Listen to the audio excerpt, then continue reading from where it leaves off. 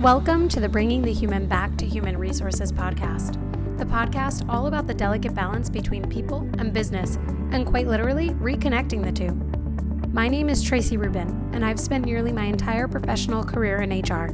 Join me as I share stories, opinions, and words of advice with you each week.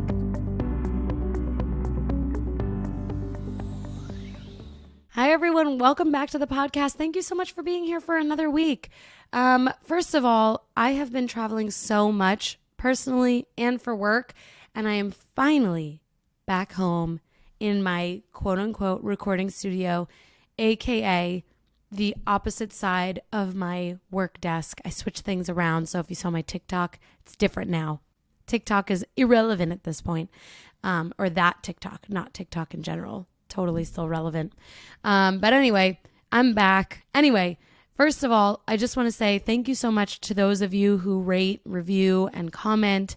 I see every review, I see every comment, and I just so appreciate not only your feedback, but also your excitement about what we're doing here. And so with that said, please don't forget to rate, review, and subscribe wherever you are listening to or watching this podcast. And also don't forget to follow me on Instagram at hrtracy. It's a great place for us to connect directly. I answer every DM unless you are soliciting me or, spamming me. Then I will not answer you.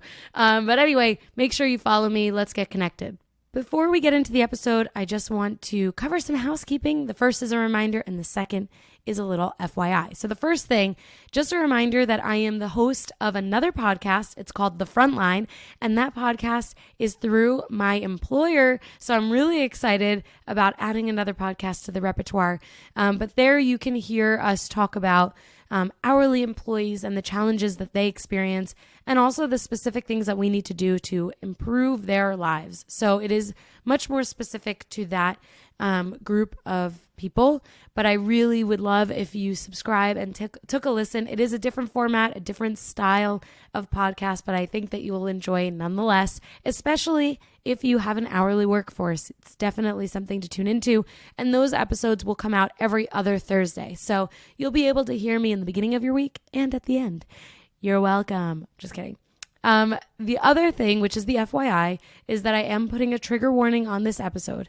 We will be talking about death, loss of life within our organizations, as well as tragic events that result in loss of life around us. So if that is something that you are unable to listen to, I completely understand. You can mark this episode as played and come back next week for the next episode. I do want to remind you, though, that unfortunately, being in the HR profession means that we have to deal with people, and dealing with people means that we have to deal with all of the elements of life, starting and the ending. And hopefully we don't have to deal with the latter all that much, but our jobs will at some point revolve around or involve ourselves with dealing with death. And so, I want to be cognizant that some people are not going to be able to listen to this episode, which is why I'm placing a trigger warning on this. But I also want to remind you of that point, that it is unavoidable if you are in this profession. And I hope to give you some tips and strategies for handling and working through these things and supporting your people when things like this happen. And so with that, I do think it is important to be prepared for the worst case scenario. And if something like tragic or involving an employee comes up, so that you know how to deal with it in the best way possible, because otherwise it's going to catch you really off guard, and it's going to catch you off guard anyway. But if you can have some tools in your tool belt, then that is a really good thing. So with that, I hope that you continue to listen if you can. If not, totally okay. So without further ado, I will kick us off into the episode. Don't forget to rate, review, and subscribe wherever you listen to or watch this podcast. And don't forget to follow me on Instagram at hrtracy, connect with me on LinkedIn, email me, head to the show notes for all of those links. It probably comes as no surprise, regardless of where you're listening, that there have been a number of horrific acts of violence in the United States in the last few weeks, really in the last month or so. And most recently, the shooting in Uvalde, Texas, at an elementary school, was one of the most horrific things that I have ever read about or heard about. There have been, unfortunately, way too many mass shootings and way too many school shootings. We have experienced, unfortunately, an incredible loss of life throughout these horrific events. And I don't even know what to say or how to talk about it.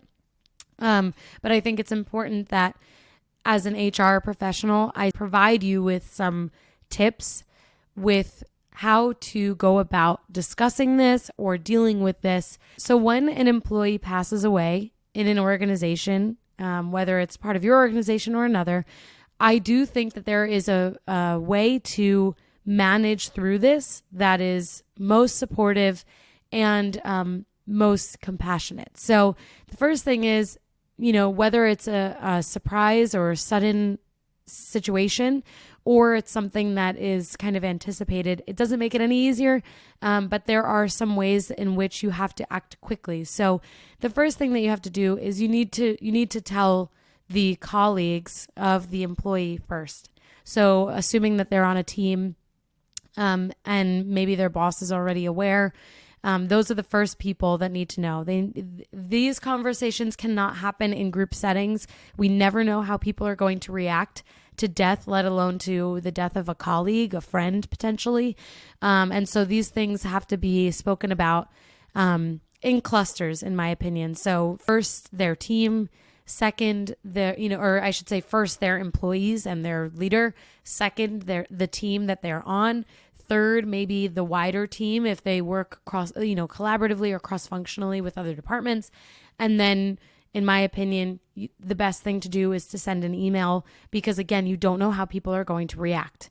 And to announce something like this on a team call or something like that, I don't think would be appropriate unless maybe you're a really small community, small organization. But otherwise, you have to think about how is the person on the receiving end of this communication going to react. And it can be extremely upsetting. It is extremely upsetting, right?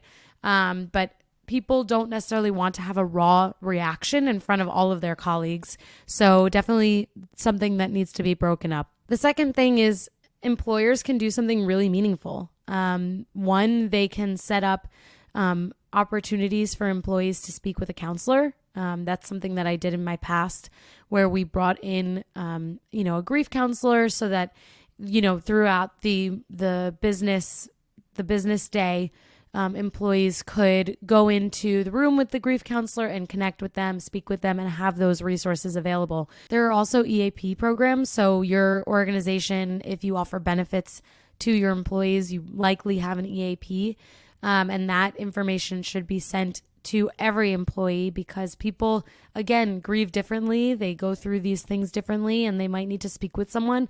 And usually through EAPs, you can have access to free resources, or those resources will connect you with other resources that will suit you or the employee, whoever is contacting the EAP. So those are two things that immediately can support the population, the wider population.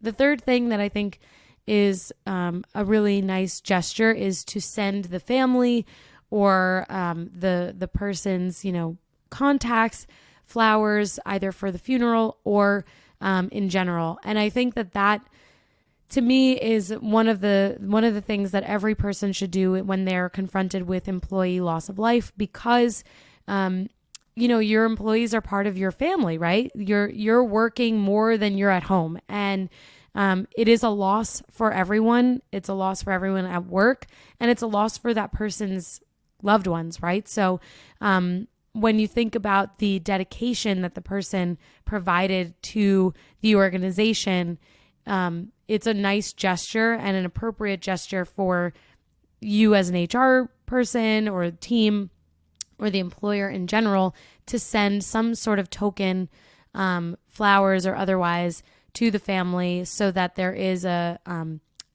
sentiment there that you appreciate the work that they did while they were with us. So those are some things that, if you haven't had to deal with this, that's an amazing thing. I hope that none of you ever have to deal with employee death, employee loss of life ever in your careers. But the likelihood of you never dealing with it is very low. That, I hope, is helpful. you may also need resources. You may also need to speak with a grief counselor or EAP. So make sure that you also take care of yourself. It is not easy to always be the one to, kind of take on these challenging moments, and you lead with a positive attitude and support for others. So make sure you're also supporting yourself. This episode is brought to you by Namely. We all do our best to keep ahead of business trends, but keeping ahead can be its own full-time job. With everyone wearing multiple hats, it's easy to fall behind. That's why you need to make the switch to Namely, the all-in-one HR solution that adapts with your business. Namely helps you and your team with all aspects of HR, from onboarding and performance management to payroll and intuitive benefits enrollment, whether you have 50 or 1,000 employees, all in one connected and modern platform. Plus, Namely is customizable for your company, culture, and goals, so they can match where you are now and adapt as you grow. Grow with Namely. Learn more about making the switch today by going to my special URL at namely.com/humanhr. And for a limited time, get 1 month free when you make the switch to Namely. Don't wait. That's namely.com/humanhr. When it comes to tragic moments in time and horrific acts of violence, as I mentioned, these mass shootings in the United States specifically, there is no right way, in my opinion, to handle these things. Every person is affected by these types of situations differently, and that's okay. I think the first thing is that as an organization, you need to know exactly how you will speak about tragedy. It has to do with how you support people and the loss of life that impacts the people in your organization and potentially their loved ones. We never know who could have been directly affected by those situations. People might not share if they've been directly affected. So I think the first thing is, as an organization, you have to be clear on how you respond to things like that. Second, you have to say something right away. People look to their employers to guide them through difficult situations. We are always turning to our colleagues and our bosses for guidance in difficult moments. If there's anything that I know from living through 9/11, for example, it's that when you stick together and you band together, you're stronger. You're stronger for it, and you come out stronger in the end. With this unfortunate shooting in Texas, like, what do you say? I can tell you, I had no idea what to say. I even posted that on LinkedIn. I'm like, there are no words. Like, what do you say when something is so horrific and so inexcusable and so preventable, right? But I think that the first step is to acknowledge that something happened. And again, I think that there are organizations that maybe take a little bit of a backseat to things like this. There are organizations that are really, really, really hands-on with things like this. But I think that immediate response is always the right way to go, to just say, oh my gosh, what happened in Uvalde is absolutely horrible. Here are resources for you. Here, if you need EAP, if you need resources, reach out. Here's the EAP information. You might not have all the right things to say, but pointing people in the right direction and acknowledging that something really tragic has just happened is usually a good way to go, or at least to start. I think as human beings, we have to be able to have these conversations and allow our employees to talk about these things, because it is so deeply upsetting.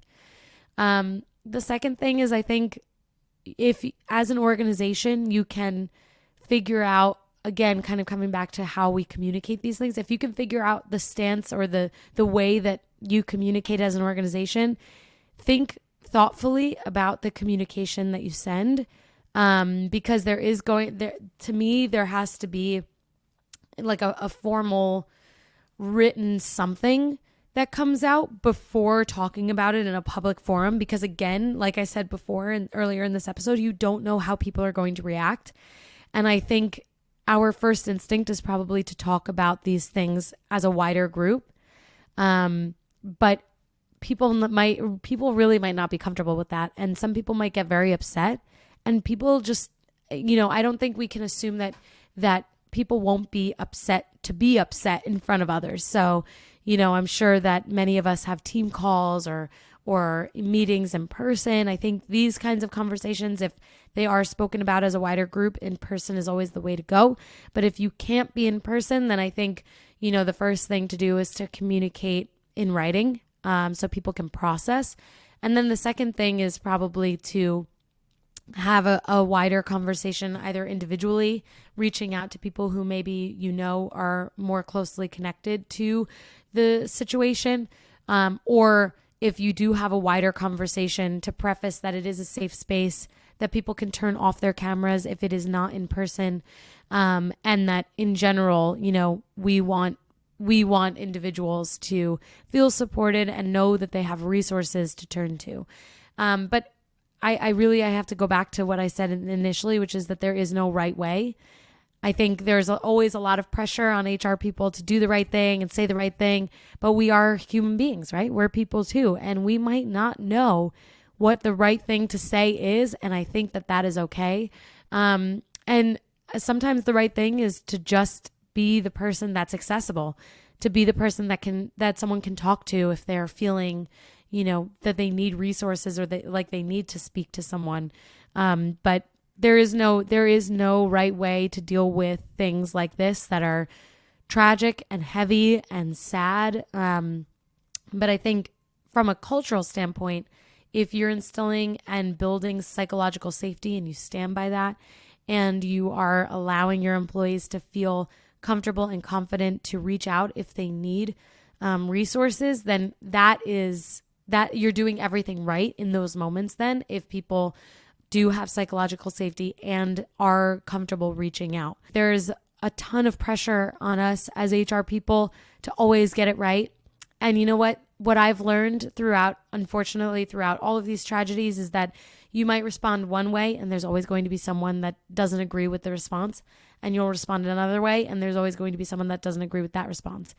Someone might say, you should do it this way, and you do it that way, and they could still be upset, right? So you have to think about your organization, your community, the people that work for you and what they might be impacted by, and really think about what is the most compassionate way to talk about something like this, and what is going to support my people most, what is going to support those individuals the most.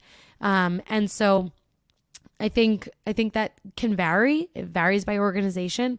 And I think it's important that we remember that we are just human. And it is okay if we don't get it right. It's okay if someone doesn't agree with the way that we handled something. It's something to think about. It's something to accept feedback on and process. But again, we are human beings reporting on human beings, unfortunately, not being with us anymore. And that's really hard. So, be prepared for situations like that. Confide in others, in people who are either mentors or colleagues or people who are your trusted feedback partners. For example, maybe you have an idea for how to respond to something, run it by them. And then the last point here is, I think organizations that have volunteer programs, regardless of whether they are financial contribution programs or time, like volunteering time, those are amazing programs for being able to say, hey, we are responding to this tragedy with action, right? So if you as an organization have a volunteer program, then you can, in communicating or expressing grief over a tragedy, you can support an organization, or you can volunteer your time, either individually or as an organization on the whole, and that can go a long way. And actually, this brings me to a point that I forgot with the first discussion on loss of life within the organization from an employee death. If that employee is really passionate about something, like maybe they're really passionate about the environment or something like that, if the organization makes a contribution to a charity of their choice, I think that also is a really, really nice gesture. So there are so many things that organizations can do from an action-oriented standpoint that I think goes a long way, whether it's with employee death or with tragic loss of life in our communities. I know this was a heavy subject, but I do hope that you are fueled with a few more resources than before, or maybe you just needed to hear that the way that you responded was okay and that there is no right way to handle these things. There are things that you have to do, like, again, be there for your people, be compassionate, be empathetic, right? Those things, if you don't do it, then yeah, maybe you didn't do the right thing. But either way, if you're doing those things, if you're meeting the fundamental pieces of how we support our people through tragic events, then everything else that you do is going to be a judgment call, and it's not right or wrong. Some things, we don't want the opportunity to do it again because we don't want these tragic events to happen again. But, through life experience, we gain more knowledge and we gain more insights into how we would handle something differently. And that's also really valuable. So if you didn't, maybe you didn't feel like you did everything 100% correctly, that's okay. You probably did. There is no right way to deal with these things. It's all hard and it all falls on us. And there has to be a little bit of compassion for us, I think, in these moments as well. But rest assured that if you supported your people, you provided them resources, and you create opportunity and space for psychological safety, then already you are doing something right. Next week's episode is a lot lighter and a lot more fun. But I do think it is always important to talk about the realities of our lives and our roles. So I hope that this was helpful to you. Don't forget to rate, review, and subscribe to this podcast wherever you're listening and watching. And with that, feel free to reach out if you need any resources for yourself or for others. And if there's anything that I can do to support you, please email me, DM me, contact me on LinkedIn, however you prefer to get in touch, please do so. And thank you so much for being here. I will speak to you next week.